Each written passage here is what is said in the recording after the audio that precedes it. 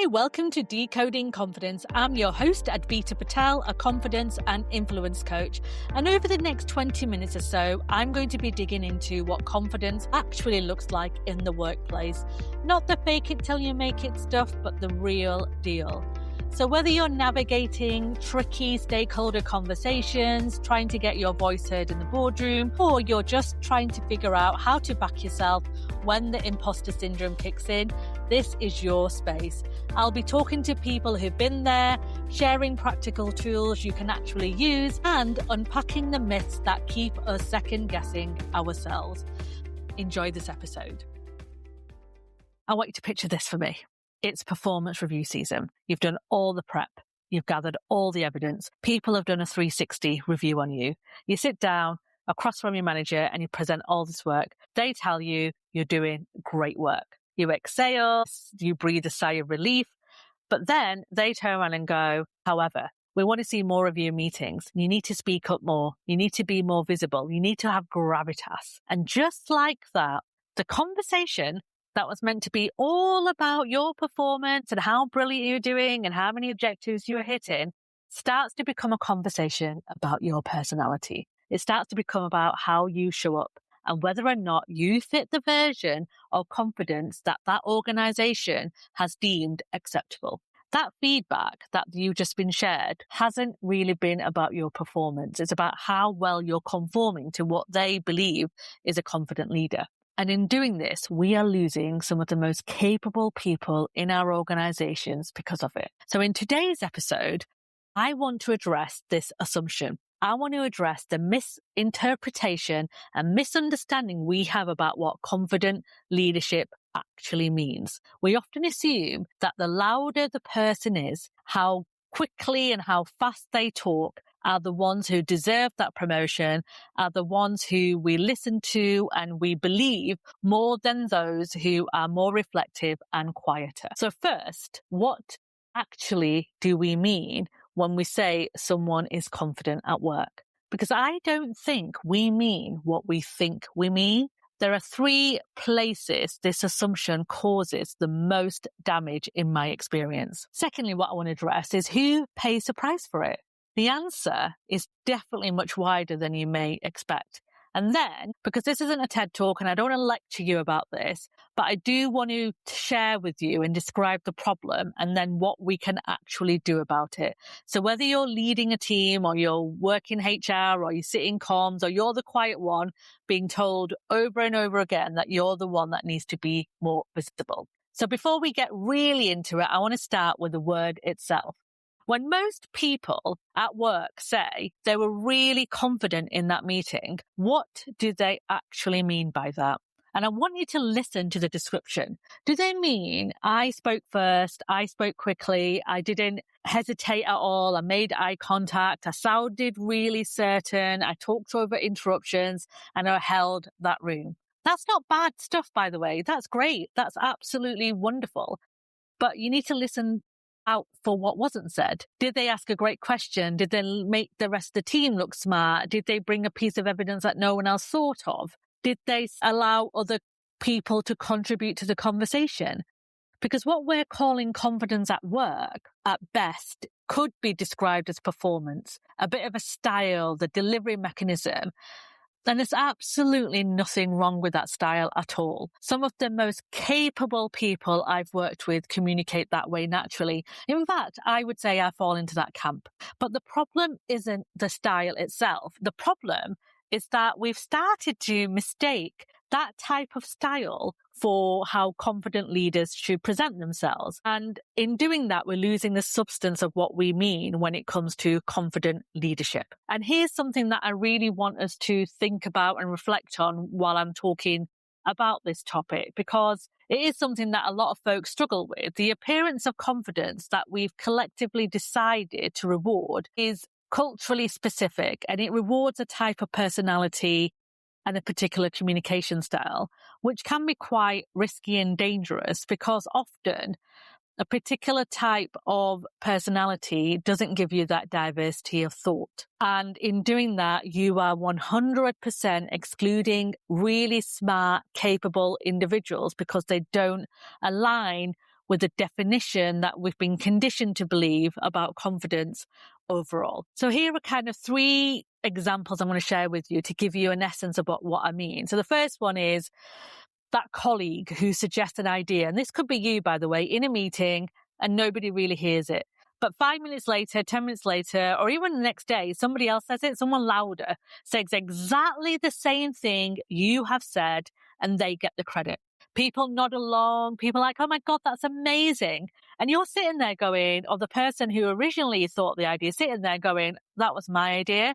But then they don't say anything and no one's listening or hearing them because they've got a very different style. The second is what I described at the start of this podcast, the performance review phrase, you need more presence, you need more gravitas. Now, I've been that person that's been told that, and I can tell you it's actually quite crushing because it meant that I had to change the way I presented myself in order to make other people around me feel more comfortable. The third is when people and managers talk about quick reactions.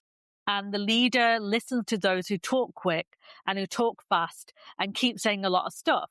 And sometimes the fastest answer isn't the best answer. And we're not giving those people who are more reflective and steadier in their thought process an opportunity to contribute.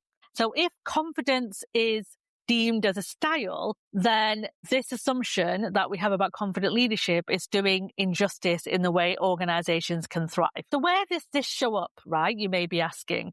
Performance reviews is the first one. You may have been told that you lack executive presence. You may have been told that you need to contribute more. Gravitas is a word I absolutely hate, by the way, but you get told you need gravitas.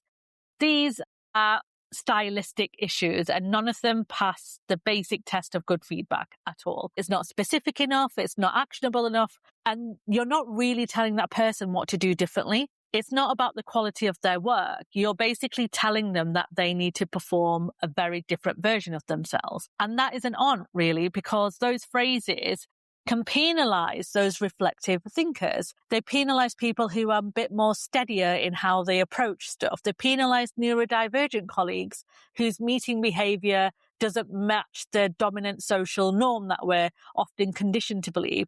And when those phrases keep showing up over and over again, you're basically telling people that we don't really value diversity of thought. We want you to behave the same way in every way possible because that's what good leadership is. The second pitfall is meetings and those kind of on-the-spot moments that a lot of meetings do run. The kind of way where the leader will say, let's go around the room and get ideas, or let me get your idea at the top of your head. My favorite one is any reactions before we move on. Those comments are absolutely fine if everybody in the room is an external processor. But if you're somebody that needs time to reflect, to think about the question, and you're an internal processor, for someone who needs to just go away and think about what's been asked of, that setup is a failure for you. Basically, that manager, leader is saying something that doesn't fully help you thrive in that room. And you end up saying something that doesn't represent you. So your integrity is in question. And you start feeling even worse about yourself. There's a bit of an unspoken rule in a lot of meeting cultures that I've come across, and that silence means uncertainty. Sometimes silence isn't uncertainty. In fact, sometimes silence is just thinking. And sometimes silence can be the most useful thing in the room, especially when you're trying to avoid groupthink. If we don't reward someone being reflective and asking those different questions, we definitely need to. And the third pitfall, which I am certain lots of people have experienced, is how promotions get decided. And there's a bit of an unwritten test in a lot of senior promotional conversations and people saying things like, do they look like a leader? Do they act like a leader?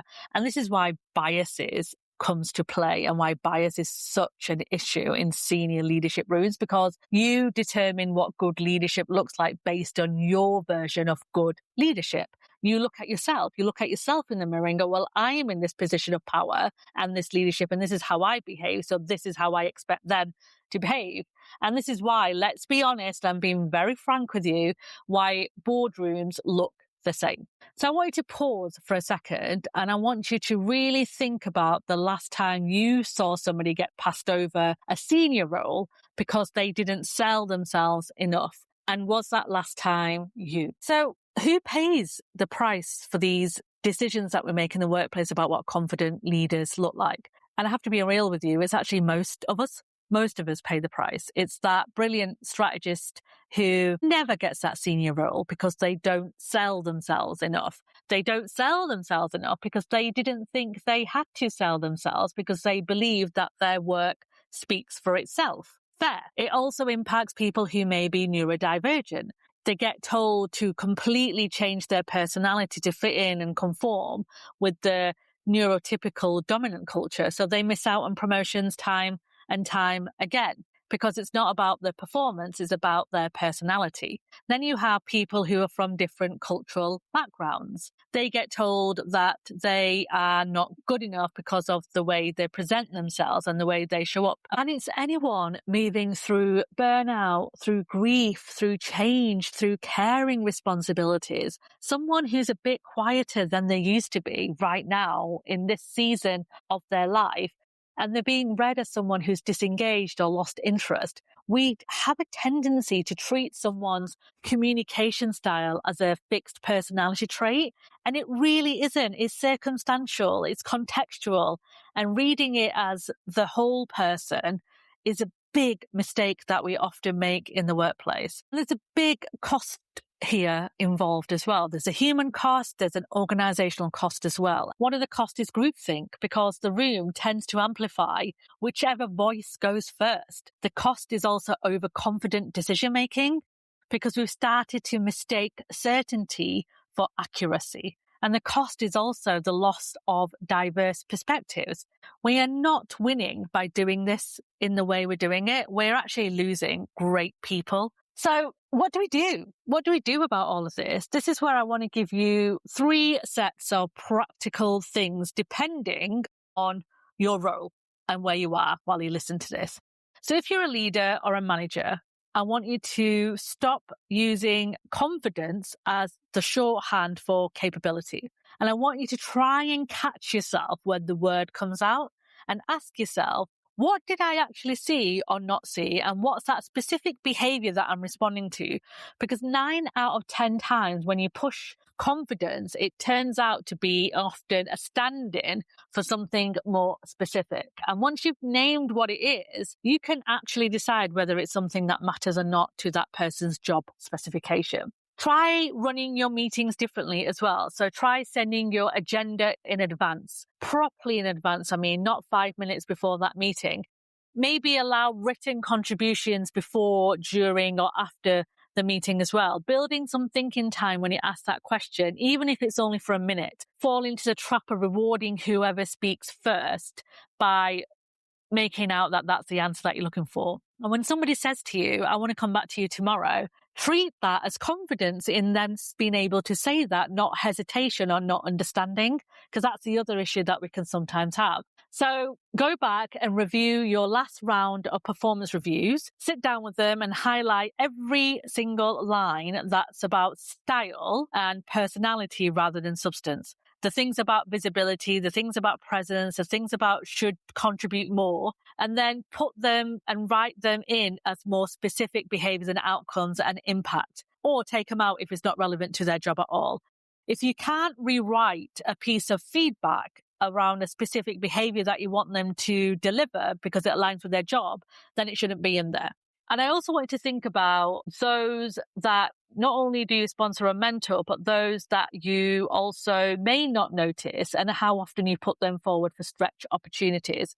And ask yourself this question, which can be sometimes uncomfortable. Do they all communicate the same way? Do they all sound a bit like me?